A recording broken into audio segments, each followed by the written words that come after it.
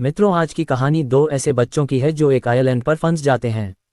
इन दोनों बच्चों को इस आइलैंड पर रहते हुए बहुत दिन हो जाते हैं। जब ये दोनों बच्चे बड़े होते हैं तो इनके शरीर में शारीरिक परिवर्तन आने लगते हैं, जिससे ये दोनों एक दूसरे के प्रति आकर्षित होने लगते हैं। आखिर अब क्या होने वाला है और यह इस आयरलैंड से बाहर कैसे निकालेंगे, जानेंगे आज की इस वीडियो में। मित्रों, वीडियो को अभी से लाइक कर दो और चैनल को सब्सक्राइब कर लो। मूवी की शुरुआत में हमें शिप पर एक परिवार को दिखाया जाता है। यहाँ पर एक लड़का होता है जिसका नाम रिचर्ड और एक लड़की होती है जिसका नाम एमिलिन होता है। यहाँ पर इस लड़के के पिताजी भी होते हैं, उसका नाम पैडी होता है।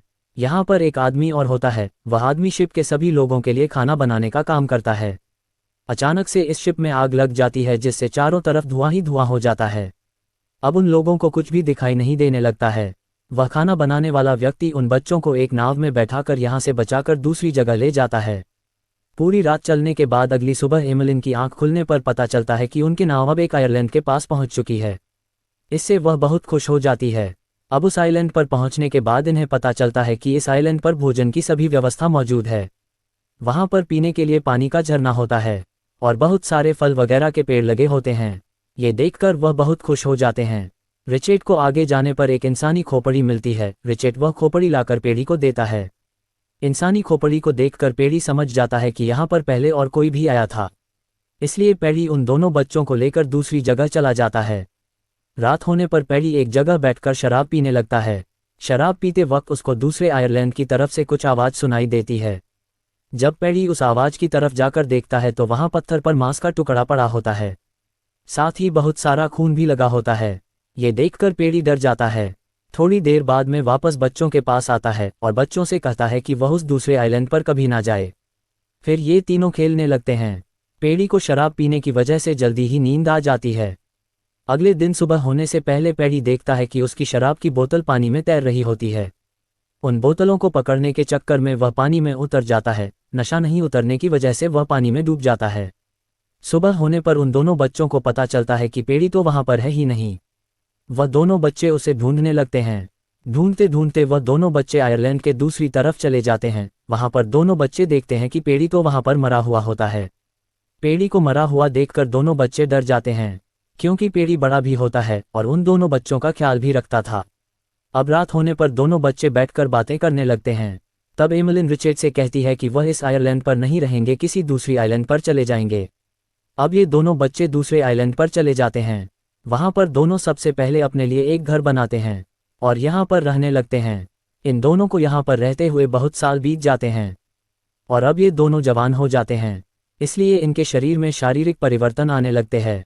अब ये दोनों एक दूसरे को महसूस करने लगते हैं और इनको फीलिंग महसूस होने लगती है, लेकिन ये दोनों ही उस फीलिंग से अनजान रहते हैं, क्योंकि ना तो इनकी कोई एजुकेशन हुई होती है जिससे इन दोनों को कुछ पता चल सके, और इसके बारे में वहाँ पर उनको कुछ बताने वाला भी नहीं था।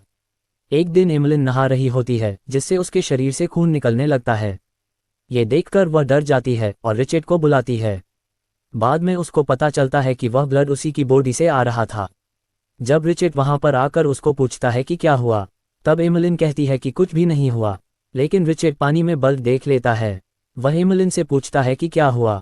वह सोचता है कि शायद एमिलिन को कोई चोट तो नहीं लग गई है, लेकिन एमिलिन उसको मना कर देती है और उसको वहां से जाने के लिए बोल देती है। ये देख रिचर्ड को बुरा लगता है।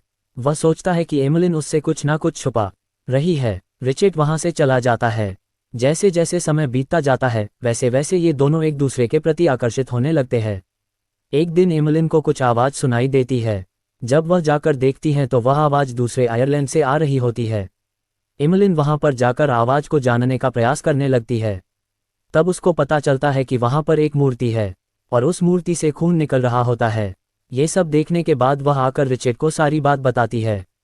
रिचर्ड इस बात से और भी ज़्यादा गुस्सा हो जाता है, क्योंकि पेड़ी ने इन दोनों को उस जगह जाने के लिए मना किया था और कसम दी थी, लेकिन एमिलिन वहां पर जाकर उस कसम को तोड़ देती है। रात होने पर जब एमिलिन सो रही होती है तब उसे एक सपना आता है। उस सपने में एमिलिन देखती है कि रिचर्ड पानी में डूब जाता है और उसकी मौत हो जाती है।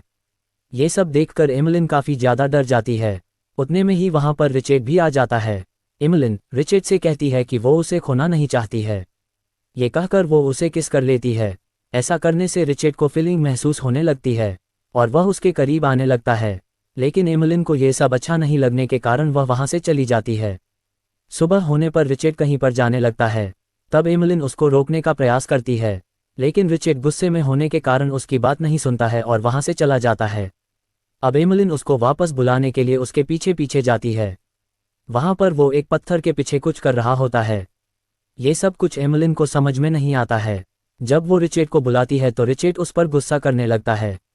थोड़ी देर बाद रिचर्ड को एक जहाज दिखाई देता है। रिचर्ड वहाँ से भाग कर जाता है और कुछ लकड़ियाँ जलाने का प्रयास करने लगता है ताकि वह जहाज को सिग्नल दे सके, लेकिन तब तक वह जहाज वहाँ से चला जाता है। ये देखकर रिचर्ड काफ़ी ज़्यादा गुस्सा हो जाता है। वह गुस्से में एक नाव बनाता है और उस नाव में बैठकर वहाँ से जाने लगता है, लेकिन थोड़ी सी आगे जाने पर उसकी नाव पानी में डूब जाती है। ये देखकर एमिलिन हंसने लगती है। अब रिचर्ड वहाँ से वापस आ जाता है। वापस आने पर एमिलिन उस पर हंसती है और कहती है कि मुझे सब पता है, तुम पत्थर के पीछे क्या कर रहे थे। ये सब सुनकर रिचर्ड को काफ़ी ज़्यादा गुस्सा आ जाता है। अब रिचर्ड झोपड़ी के अंदर जाकर एमिलिन का सारा सामान बाहर फेंक देता है। वह कहता है कि यह झोपड़ी मैंने बनाई थी और अब तुम मेरे साथ नहीं रहोगी। इसके बाद एमिलिन को बाहर ही रहना पड़ता है।